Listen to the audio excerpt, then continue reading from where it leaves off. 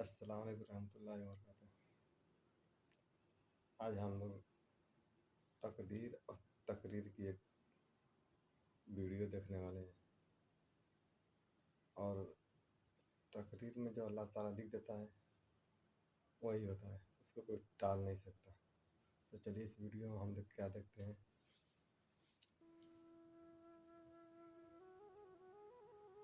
بسم اللہ الرحمن الرحیم۔ پاک پروردگار کے بابرکت نام سے شروع کرتا ہوں جو دلوں کے راز خوب جانتا ہے۔ تمام ناظرین کو روحیل وائس چینل میں دل کی گہرائیوں سے خوش آمدید اور محبتوں بھرا السلام علیکم۔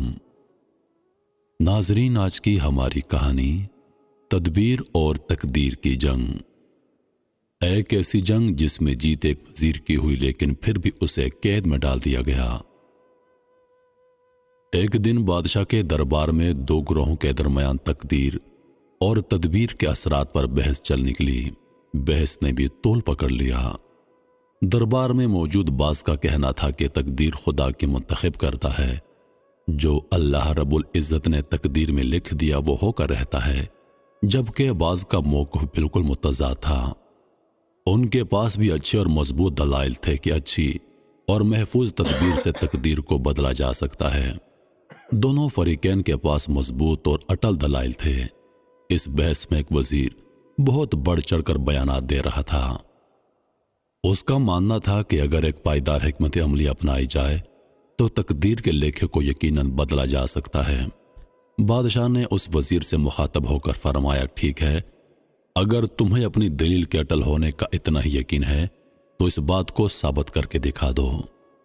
وزیر نے اپنی بات درست ثابت کرنے کے لیے کچھ عرصے کی اجازت طلب کی۔ اس اجازت کا دورانیہ کچھ سالوں پر محیط تھا، چنانچہ اسے اجازت دے دی گئی۔ اس کے بعد اس وزیر نے دن رات ترکیبیں سوچیں، غور و فکر میں لگا رہا کہ آخر ایسا کیا کروں کہ اپنے دلائل کو ثابت کر سکوں۔ ایک دن وہ اپنے انہی خیالوں میں چلتا ہوا جا رہا تھا کہ اس کی نظر پڑوسی بادشاہ کے محل پر پڑی۔ اس کے وسیع اور اس محل کے باغ میں بادشاہ کی نوعمر شہزادی اپنی سہیلیوں کے ساتھ کھیل رہی تھی، اور اسی غرض سے وہ گھنے درخت کی آڑ میں چھپی ہوئی تھی۔ اس وزیر کو چلتے چلتے یہ منظر دیکھ کر ایک تدبیر سوجی، اور اس نے خاموشی سے جا کر شہزادی کو وہاں سے اٹھا لیا اور اپنے ساتھ لے کر ایک گھنے اور بیابان جنگل کی طرف روانہ ہو گیا۔ اس نے اس دوران شہزادی کو بے ہوش کر دیا تاکہ اسے کچھ پتہ نہ چل سکے۔ ادھر پہلے تو شہزادی کی سبھی سہیلیوں نے اسے پورے باغ میں ڈھونڈا، پھر محل میں، اور جب کہیں نہ ملی تو پورے محل میں کوہرام مچ گیا کہ شہزادی کہیں گم ہو گئی۔ ادھر وزیر شہزادی کو لے کر جنگل میں گیا، اور بہت ہی گھنے درخت کے بیچوں بیچ اس نے ایک بہت آرام دہ کمرہ بنایا، اور اس میں شہزادی کی ضرورت اور کھانے پینے کی تمام اشیاء رکھ دیں کہ جب شہزادی کو ہوش آئے تو اس کی ضروریات کی تمام چیزیں اس سے میسر ہوں اور وہ یک دم پریشان نہ ہو جائے۔ اس کے بعد اس نے اسے بستر پر دراز کر دیا اور خود وہاں سے چلا گیا۔ یہ درخت جہاں اس وزیر نے شہزادی کو چھوڑا تھا وہ بہت وسیع اور اس دریا کے درمیان تھا، اور اس کے چاروں طرف دور دور تک صرف جنگل اور بیابان تھے۔ جب شہزادی کو ہوش آیا تو وہ ایک عام انسان کے شکل میں ایک مناسب شکل والا بزرگ بن کر شہزادی کے سامنے آیا۔ جب شہزادی ہوش میں آئی تو خوب روئی، لیکن وزیر نے اس کے پاس اس کی تمام ضروریات کی اشیاء رکھیں اور اسے یہ کہہ کر چلا گیا کہ میں اب یہاں کل آؤں گا، اب تم آرام کر لو۔ نوعمر شہزادی دکھ اور غم میں روتے روتے سو گئی۔ دوسری جانب شہزادی کے ماں باپ نے اسے ہر جگہ تلاش کیا، لیکن وہ کہیں نہ ملی، اور ان کی زندگی جیتے جی دکھوں کا گہوارہ بن گئی۔ وزیر اگلے روز اسی بزرگ کی شکل میں شہزادی کے پاس آیا اور انتہائی شفقت سے اس سے پیش آیا اور اسے جھوٹی تسلیاں دی تاکہ وہ غمزدہ ہو کر بیمار نہ ہو جائے۔ پھر اس نے شہزادی سے اس کی پسند کی چیزوں کے متعلق پوچھا، اور وہ سب اسے مہیا کر دیا جو کہ اس کی ضرورت تھی۔ وزیر اس کے پاس روز آتا اور اسے اشیاء ضروریات مہیا کر کے چلا جاتا۔ شہزادی بھی اب اس کی عادی ہوتی جا رہی تھی۔ اسے کمرے سے باہر جانے میں کوئی دلچسپی نہ تھی۔ وہ کمرے کی کھڑکیوں میں سے باہر کے نظارے کر لیتی، لیکن اسے کہیں اور بھی اپنے جیسا کوئی اور انسان نظر نہ آتا۔ शहजादी अब इस वजीर को बाबा कहने लगी। वक्त गुजरता गया और शहजादी नौ उम्री से जवानी के दौर में दाखिल हो गई। अब वजीर का शहजादी के पास आने का दौरानिया तवील हो गया और वो कई कई दिन तक वहां ना आता, क्योंकि उसे अब यकीन हो गया था कि उसे अपनी बात साबित करने के लिए जिन दलाइल की जरूरत थी वो उन्हें हासिल कर चुका है और जल्दी वो उसे बादशाह के सामने पेश कर देगा और अपनी शर्त जीत जाएगा। एक दिन जबकि शहजादी बिल्कुल अकेली थी, अचानक जंगल बयाबान में तूफान के आसार नजर आने लगे। शहजादी ने ऐसी तूफानी कैफियत पहली मर्तबा देखी थी, इसलिए डर और खौफ से उसका बुरा हाल था। कमरे के बाहर दरिया और जंगल में खौफनाक तूफान बरपा हो गया। वो एक तरफ डर कर बैठ गई। काफी देर गुजर गई कि उसी दौरान दरवाजे पर दस्तक सुनाई दी। शहजादी का खौफ और दहशत से बुरा हाल था। उसने डरते डरते दरवाजा खोला तो वो हैरान रह गई कि उसके सामने दो नौजवान लड़के खड़े थे। उनमें से एक अपने ज़ाहिरी हुलिये से अमीर जबकि दूसरा गरीब लगता था। उन्होंने सलाम किया, फिर कहने लगे, हम दरिया में शिकार करने निकले थे, लेकिन शदीद तूफान ने हमें घेर लिया। हमें कुछ वक्त के लिए पनाह दे दीजिए। इस तूफान में हमारी कश्ती टूट चुकी है और हमारे दीगर साथी भी लापता हो गए हैं। ऐसा मालूम होता है जैसे वो सब दरिया में डूब गए हैं। शहजादी ने उन्हें यह कहकर आने दिया कि वो जल्दी यहां से चले जाएंगे। वो दोनों कुछ देर के लिए वहां उसके पास रुके।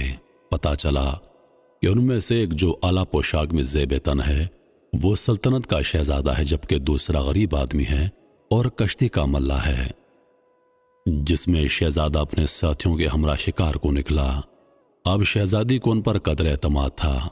उसने उन्हें अपने महल से अगवा होने से आज तक के तमाम वाक़यात सुना डाले। कहने लगी, मुझे नहीं मालूम मैं यहाँ पर कितने अरसे से हूँ, बस यहाँ मैंने तब से लेकर अब तक तुम दोनों को ही देखा है, वरना यहाँ बस वह बुजुर्ग ही आते हैं। शहजादे ने शहजादी की बातों से अंदाज़ा लगा लिया कि उसे यहाँ आए 12 साल हो गए और ये कि जब वो यहाँ पर आई थी वो 12 बरस की थी। शहजादा उस नेक सीरत लड़की से बेहद मुतासर हुआ और उसने उससे शादी का इरादा कर लिया और वहीं उसके पास रहने लगा।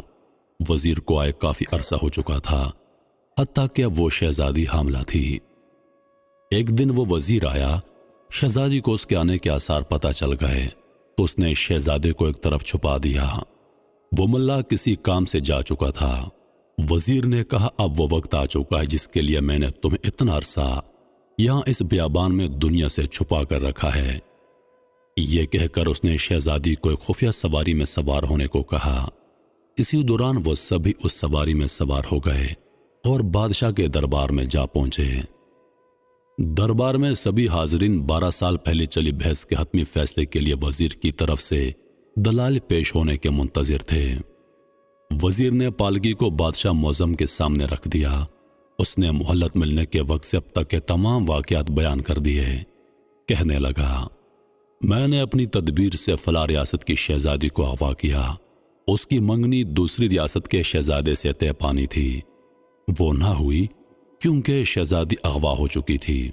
फिर इसी असना में वो शहजादा अपने दोस्तों के साथ जबकि वो मछलियों का शिकार कर रहा था, एक तूफान के जद में हलाक हो गया। और इस खबर से तो सभी वाकिफ हैं। इस तरह मैंने अपनी हिकमत से उसकी तकदीर को बदल दिया। उसके बाद उसने पालकी का दरवाज़ा खोलकर शहजादी को बाहर आने के लिए कहा। जब शहजादी बाहर आई तो वो एक नहीं बल्कि 3 लोग थे।